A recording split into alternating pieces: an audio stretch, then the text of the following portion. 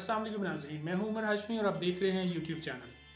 नाज़रीन, Neil Armstrong को पहला शख्स जिसने आज से 50 साल कबल चांद की सतह पर कदम रखते हुए एक तारीखी जुमला अदा किया था।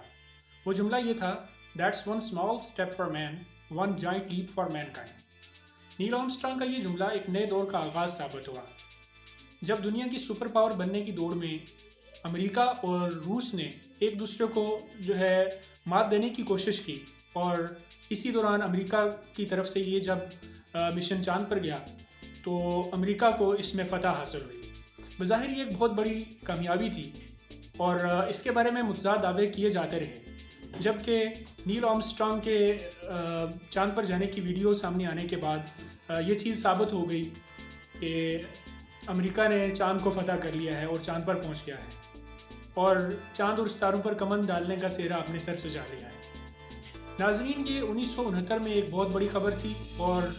ये तारीख़ को बदल देने वाली एक बड़ी खबर थी। लेकिन अभी कुछ वक्त पहले से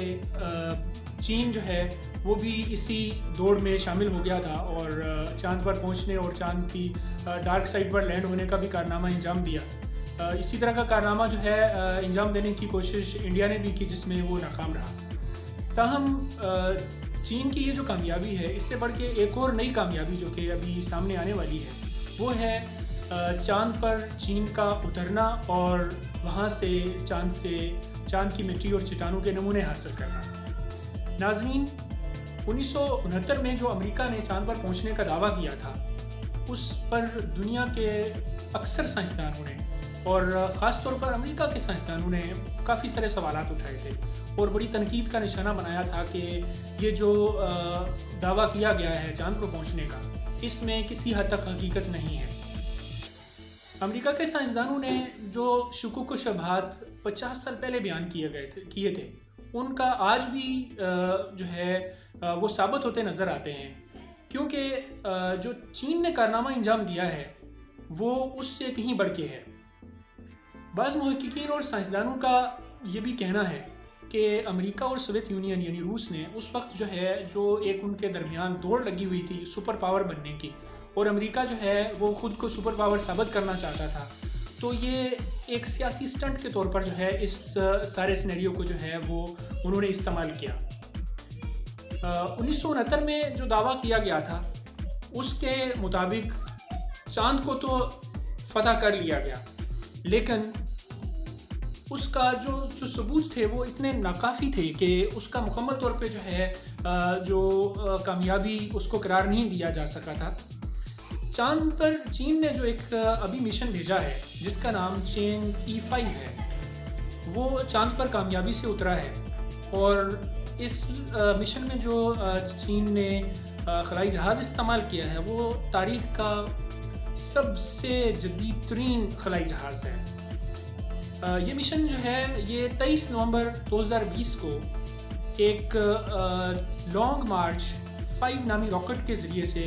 चीन के जज़ीरे हिनान से विनचेंग लॉन्चिंग पैड वहाँ से इसको चांद की तरफ रवाना किया गया था। चीन का ये E5 मिशन 23 नवंबर को जब भेजा गया और ये तकरीबन 7 दिन के टाइम के बाद या 6 दिन के अंदर ये चांद के करीब पहुंच गया और चांद के ऑर्बिट में जाके इस जहाज़ ने अपना स्टेशन बना लिया। वहाँ से इस जहाज़ के ज़रिए से 28 नवंबर को जब ये वहाँ पे पहुँच गया और कुछ दिन वहाँ पे चांद की वीडियोस बनाई गई और बहुत सारे वहाँ पे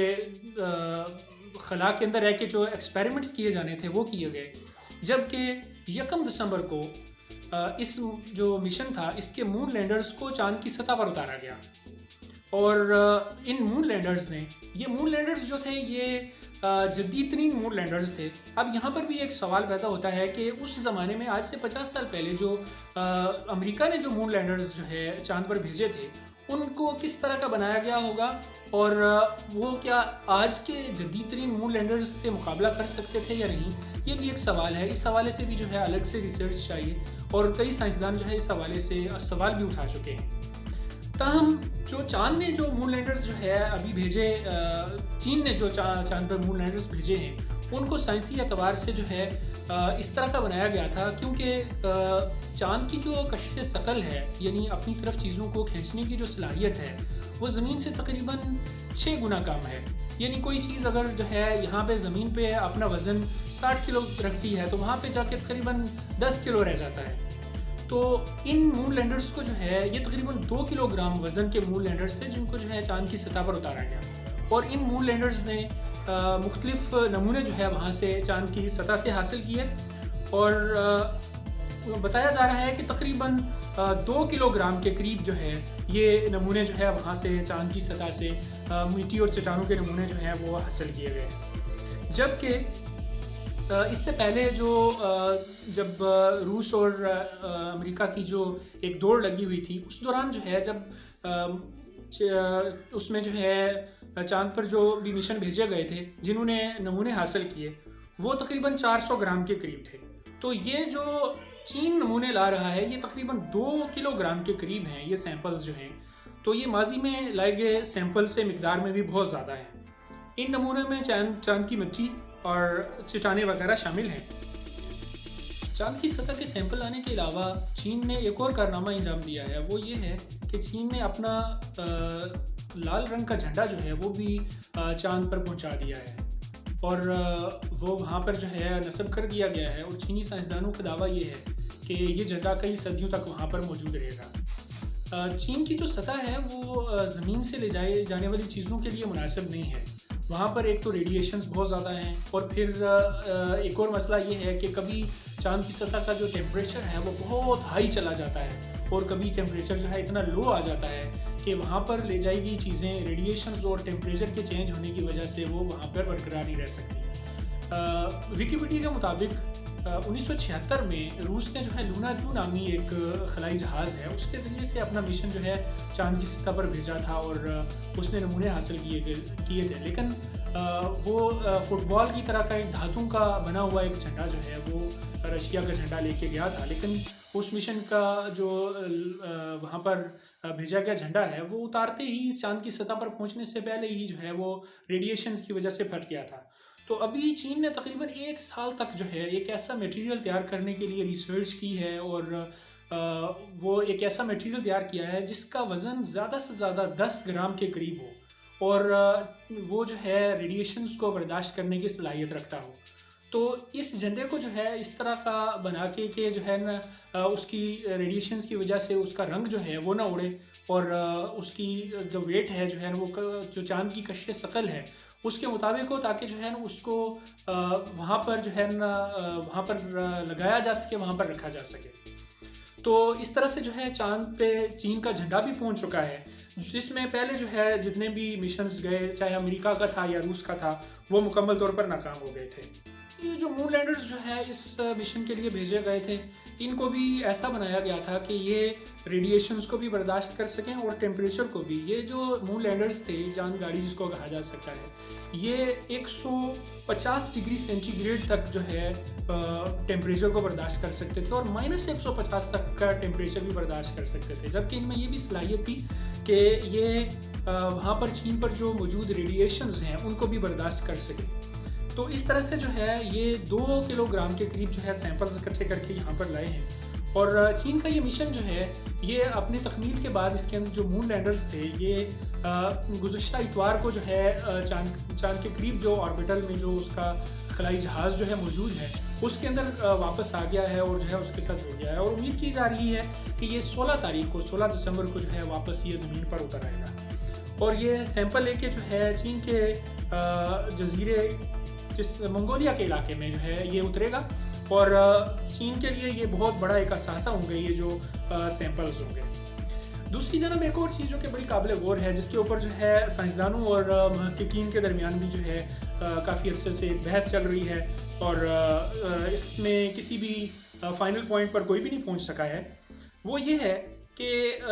आज तक जो है जितने भी लोगों को चांद पर भेजे जाने का दावा किया गया तकरीबन 12 तादाद बताई जाती है। नील आर्मस्ट्रांग के बाद से जो है वो तकरीबन 3 साल के अरसे में जो है 1969 से लेके 1972 के अरसे में जो है चांद पर उतारे गए हैं। उसके बाद आज तकरीबन 48 साल हो गए हैं, उसके बाद से अब तक कोई भी शख्स जो है चाँद की सतह पर नहीं पहुंचा। ये एक ऐसा सवाल है जिसका जवाब जो है चीन की ये हालिया मुहिम है जो उसकी कामयाबी की सूरत में ही जो है दिया जा सकेगा। आज की जो जदीद टेक्नोलॉजी का दौर है उसके अंदर भी अगर जो है पूरी दुनिया, ना अमेरिका, ना जो है रूस, ना कोई और मुल्क जो कि चाँद के ऊपर जाने के मिशन और खलाई मिशन जो है वो जिनके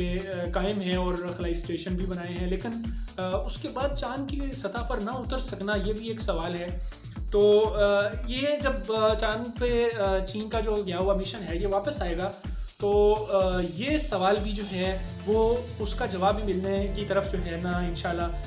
नज़र आता है कि कोई सूरत बनेगी। वो अमेरिका की तरफ से जो घड़ी गई अफसानवी कहानियाँ थीं उसके बारे में जो कि साइंसदान भी कहते हैं कि वो किसी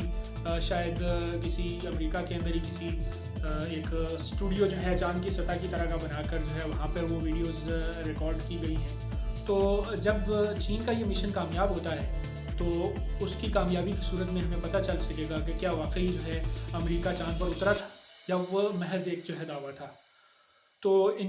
मुझे उम्मीद है जो है वो 16 तारीख को जब ये उतरेगा तो उसके बाद हमें नई मालूमात मिलेंगी और जैसे ही नई मालूमात मिलेंगी तो इंशाल्लाह हम आपके साथ शेयर करेंगे। तब तक के लिए इजाज़त दीजिए। अल्लाह हाफ़िज़।